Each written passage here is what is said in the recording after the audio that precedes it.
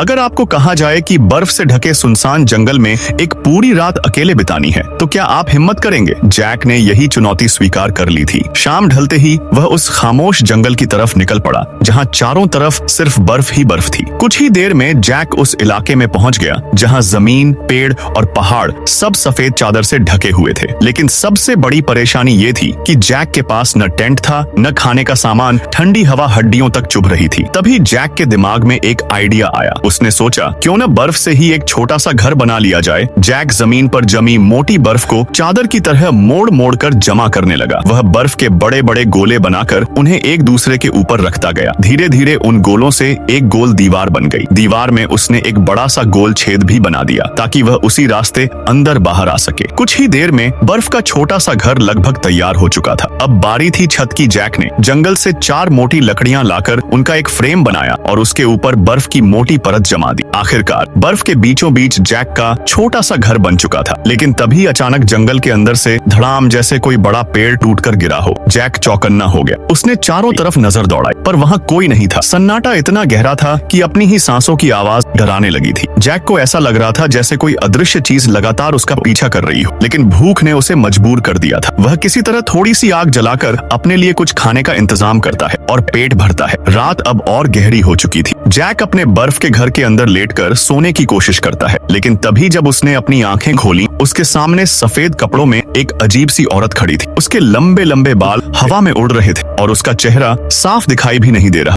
Jack का दिल जोर जोर से धड़कने लगा। वह डर के मारे बिल्कुल जड़ हो गया। पलक झपकते ही वो औरत अचानक गायब हो गई। जैक ने सोचा शायद यह उसकी थकान और डर का भ्रम होगा। लेकिन जब वह सोने की कोशिश करता है तो वही सफेद साया बार बार उसकी आंखों के सामने आने लगता है। अब जैक को समझ नहीं आ रहा था, क्या सच में उस जंगल में कोई और भी है, या फिर वह किसी ऐसी चीज के साथ फंस चुका है जो इंसान नहीं है। आखिर वो सफेद साया कौन था? पार्ट 2 देखने के लिए लाइक और सब्सक्राइब जरूर करना।